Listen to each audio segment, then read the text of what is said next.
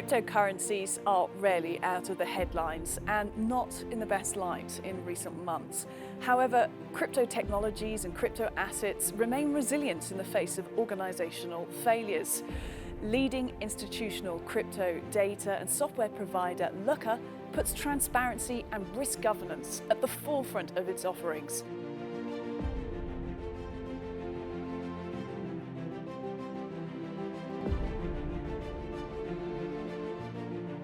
I'm Rosanna Lockwood, and I'm in Davos, where I sat down with Lukka's CEO to find out how they're evolving with the industry.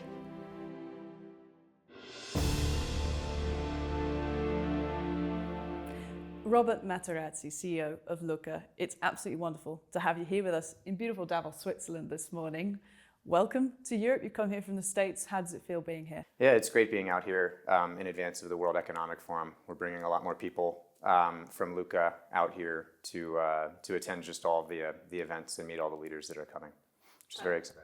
Fantastic. I mean, it is the meeting place for all world leaders and, business figures and civil society people as well, public and private sector coming together. We'll come back to some of that context later on, but first let's understand Lukka and this company. What does it do? What's your company's purpose? So we build financial transparency in businesses that are adopting crypto assets, which has become really has been put into the spotlight lately, for sure, obviously, with everything that's going on in the press. It absolutely has been put into the spotlight. Let's go there then, as we bring this up, because it will be forefront of a lot of people's minds. Cryptocurrencies, crypto assets, crypto technologies. Just a few years ago, members of the public wouldn't have known what they were. Right. Then all of a sudden, pandemic, retail boom, everything else, you suddenly saw people heavily invested. And then, as you said, we've had some high profile events in the last few months. One spectacular collapse springs to mind. What kind of impact has that had on trust in crypto technologies, crypto assets, and how has it impacted your business? And unfortunately, it's impacted the whole industry in a negative way. I think most would agree, it's definitely set back the industry because particularly for individuals or businesses that got into it in the past couple of years, were still skeptical. And now these failures have just made them skeptics again. Unfortunately, I think anyone that was in it before that has a lot of confidence that this is just another phase, another down market, and it's actually going to end up benefiting the whole industry, and that's what I agree with, for sure. Tell me a little bit about the sort of types of offerings you have. You're not an exchange, you don't offer trading, you're really servicing the industry and companies that want to access it. Right, so we're servicing those trading platforms with our data and software products. And so we're helping with back office accounting and the data management that leads to accounting and financial reporting, or in other cases with our data products directly, that are maybe producing indices or supporting other analytical functions, just like traditional market data would be used in traditional markets. What's the cutting edge of Lukka then, in terms of the way that you're servicing those clients and those needs? What marks you out different? Yeah, so I'd put it in two categories. There's what makes us different from traditional markets and traditional businesses, because Lukka wouldn't exist if all of this technology was compatible with traditional technology. So things like decimal place precision. Bitcoin requires 8 digits past the decimal place. Traditional banking infrastructure or any financial institution infrastructure typically can't go beyond 4 digits.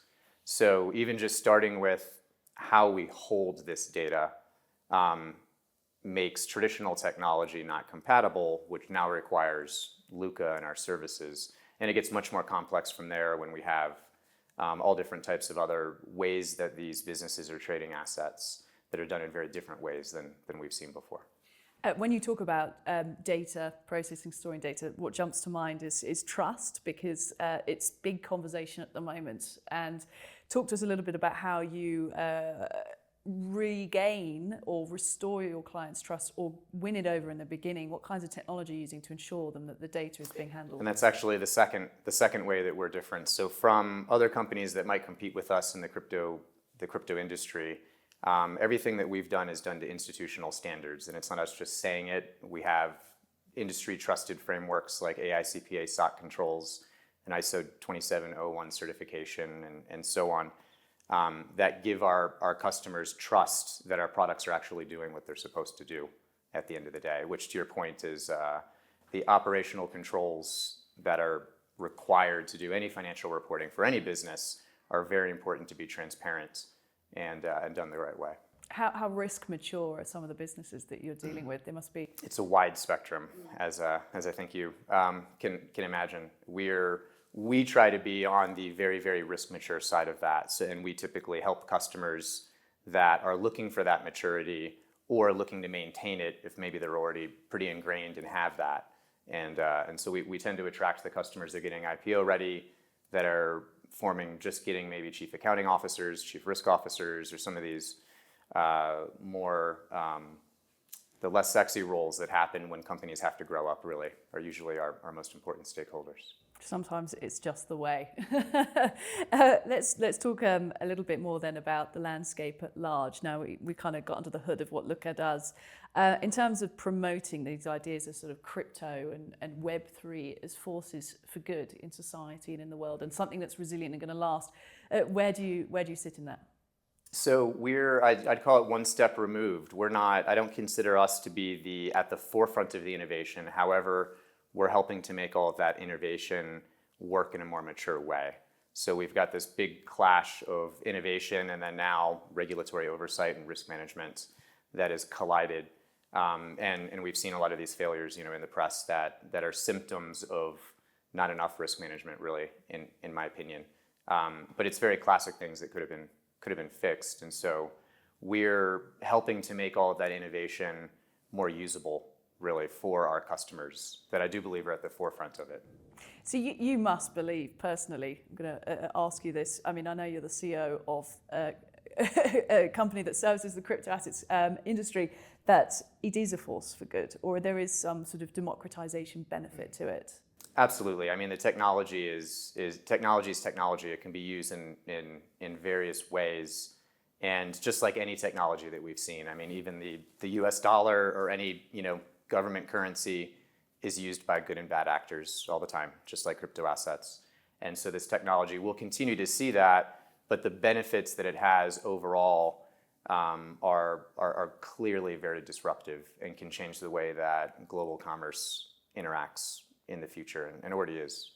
We've talked a bit about the public adoption of crypto technologies, crypto assets. What about institutional adoption and sort of interlocking with cryptocurrencies and crypto technologies? Because it felt like we were sort of speeding along at one point.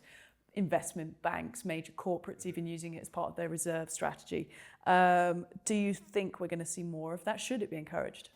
That's the one aspect of the industry that I haven't seen slow down at all. And we have countless large traditional institutions that are customers of ours that we haven't even announced in the press yet. We have a lot that are there, and even despite what's happened in the press with these various organizational failures and the market conditions that were clearly affected by all of that, we have not seen, or I have not seen anyway, any of those institutions that we're working with change their plans.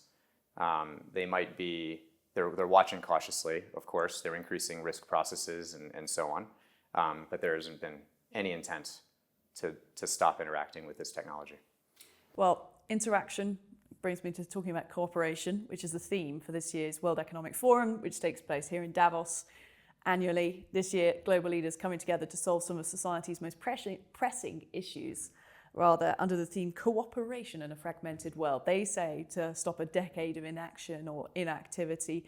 Talk to me a little bit about what you've seen from a big global level. Gone through a pandemic, we've got a war raging in Europe. Are you reassured, Robert, that we can have cooperation at the levels that matter? I do.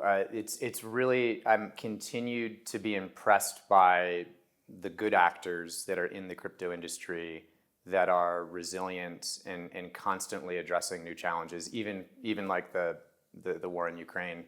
And the crypto assets and the businesses there played a very large role in supporting that conflict, which has been great to see. So that actually is a great use case of, in a year that overall has been very disruptive, I think, for all markets and all industries.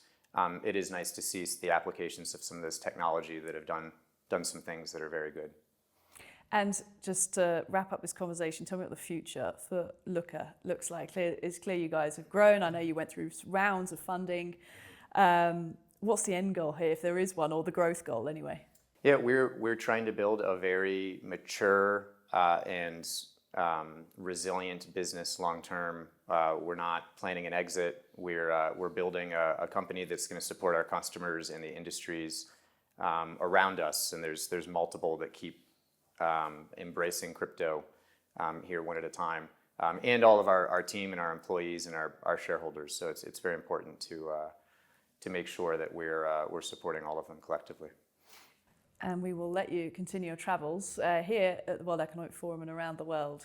We wish you all the best. Robert Materazzi, CEO of Lukka, it's been fantastic talking to you. Yeah, thank you very much for having me. Thank you.